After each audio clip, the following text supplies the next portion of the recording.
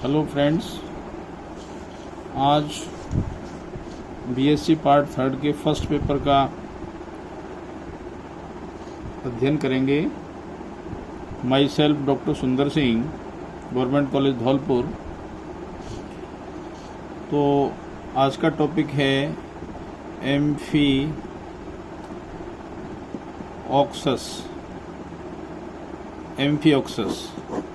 जिसको अपन दूसरा नाम ब्रेंकियोस्टोमा भी कहते हैं। इसके अगर वर्गीकरण की बात करें तो वर्गीकरण में इसका जो फाइलम है वो कॉर्डेटा है और ग्रुप इसका है क्रेनिएटा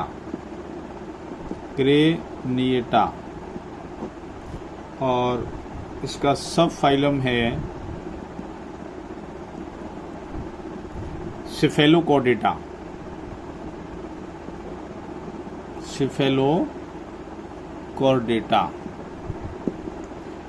क्लास इसकी है लेप्टोकार्डी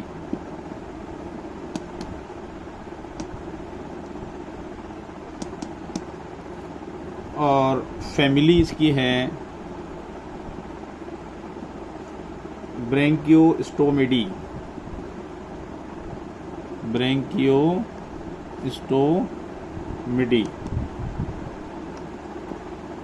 और जीनस एम्फिओक्सिस।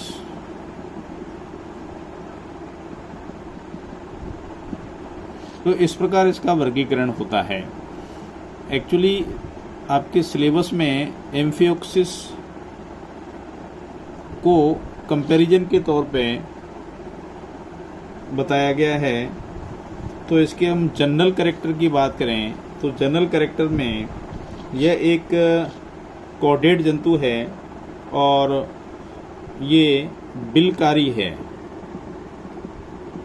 यानी कि बिल बना करके ये रहता है। और ओजी कोस्टा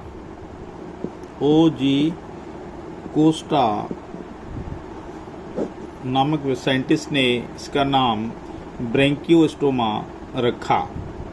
ब्रेंकियोस्टोमा को एक्चुअली दो धारी छुरी के नाम से भी जानते हैं। दो धारी, दोनों तरफ से इसको लॉन्सिलेट भी कहते हैं। अगर इसके हम स्पीसीज की बात करें तो स्पीसीज में ब्रेंकियोस्टोमा इंडिकम, पेलेजिकम, सेरिबेलम और लेंसियोलोटस, ये 4 प्रकार की स्पीसीज पाई जाती हैं। इसके हैबिट की बात करें, हैबिट एंड हैबिटेट की बात करें तो ब्रेंकियोस्टोमा जो है समुद्री जंतु है जो कि सैलो वाटर में मिलता है और रेतीले यानी कि सैंडी कोस्ट वाले इलाकों में ये मिलता है, यानी कि रेत में ये धसा हुआ मिलता है और रेत में ही ये बिल बना करके रहता है और अधिकांश भाग इसका रेत में धसा रहता है। केवल सिर का जो भाग है वही ऊपर निकला रहता है। तो एक्चुअली क्या है कि ये रात के समय में जो है बिल से निकल करके और पानी में तैरता है। एम्फिओक्सिस में सिलियरी फीडर है ये। सिलियरी फीडर माने क्या होता है? सिलियरी फीडर माने ये है कि जो इसके सिलिया हैं, जिनको हिंदी में पक्षमाव कहते हैं, उन सिलियाओं के माध्यम से पानी की जलधाराएं इसके अंदर ग्रहण होती हैं, यानी इसके अंदर प्रवेश करती हैं और उसमें भोजन इत्यादि पदार्थ भी इसके साथ प्रवेश करता है और साथ में घुली हुई ऑक्सीजन को भी ये प्राप्त करता है। इसका मतलब पोषण का जो काम है वो पक्षमाभों के माध्यम से किया जाता है। और इसके पोषण में जो पदार्थ होते हैं जल की धारा के साथ, उनमें डाइटम, प्लेस्मिड्स और अन्य पेलेजिक सूक्ष्म जीव पाए जाते हैं। तो इन सबको ये पानी के साथ प्राप्त करके अपना पोषण प्राप्त करता है। यह जल में क्या करता है? पार्श्व पेशीय संकुचन आकुंचन करता हुआ तैरता है। पार्श्व पेशीय आकुंचन और संकुचन मतलब कॉन्ट्रैक्शन और रिलैक्सेशन, कॉन्ट्रैक्शन और रिलैक्सेशन करता हुआ तैरता है। कॉन्ट्रैक्ट और रिलैक्सेशन ये करता हुआ तैरता है। नर और मादा जंतु अलग अलग होते हैं, यानी कि मेल फीमेल अलग अलग होते हैं, अलग अलग हैं। मेल फीमेल इसमें अलग अलग होते हैं। युग्मक जो होते हैं वो जल में विसर्जित किए जाते हैं। जो इसके गैमीट हैं, गैमीट वो जल में विसर्जित किए जाते हैं।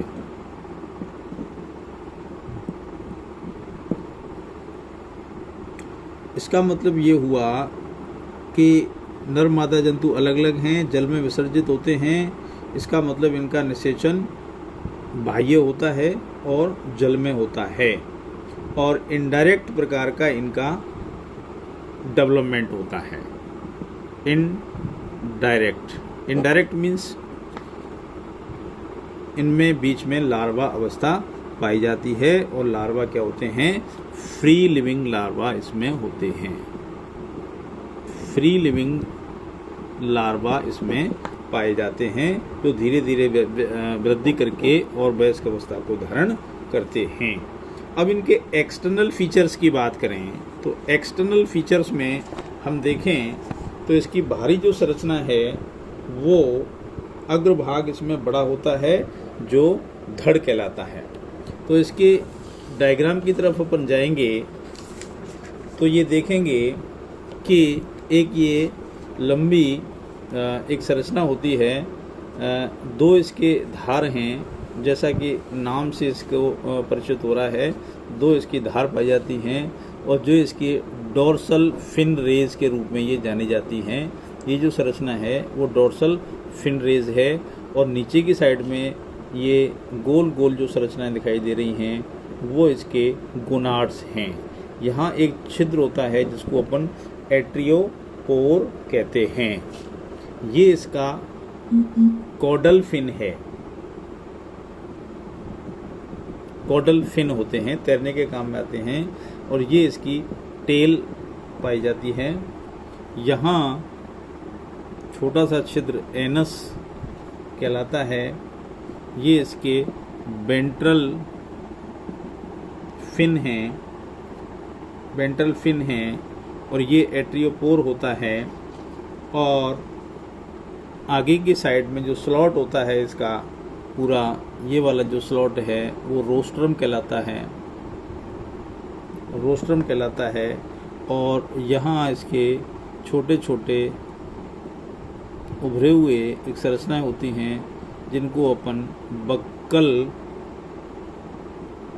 सिर्राई कहते हैं। और ये पूरा ओरल हुड कहलाता है। तो इस प्रकार ये इसकी एक जनरल स्ट्रक्चर बताई गई है। तो जैसा कि संरचना से ये स्पष्ट हो रहा है कि इसकी दैहिक संरचना में ओरल सिर्राई होते हैं, जो कि जिनमें क्या होते हैं, इनको टेंटिकल्स भी कहते हैं। ओरल सिर्राई को क्या कहते हैं? टेंटिकल्स भी कहते हैं। और प्याले नुमा एक संरचना होती है जिसको वेस्टिब्यूल या ओरल कैविटी भी कहते हैं। मुख के पीछे की ओर एक पट होता है, पट होता है जिसको अपन क्या कहते हैं, बीलम कहते हैं। इसका नाम क्या है, बीलम है, इसको बीलम कहते हैं। बीलम के किनारों से 12 पतले बीलर स्पर्शक, बीलर टेंटिकल्स लगे रहते हैं और ये बहुत ही संवेदी होते हैं, संवेदी पेपिला के रूप में होते हैं और इनमें सिलिया पाए जाते हैं। छिद्र की बात करें तो इनमें 3 प्रकार के छिद्र हैं। एक तो मुख छिद्र होता है, दूसरा एट्रियोपोर होता है और तीसरा गुदा वाला छिद्र होता है। मुख का जो छिद्र है उसके आगे रोस्ट्रम के नीचे एक छोटा सा छिद्र होता है। रोस्ट्रम के आगे एक स्लिट टाइप की संरचना होती है, यहाँ छिद्र होता है जिसको मुख कहते हैं और इसके चारों ओर एक मुख छत द्वारा घिरा रहता है जिसको वेस्टिब्यूल में खुलता है।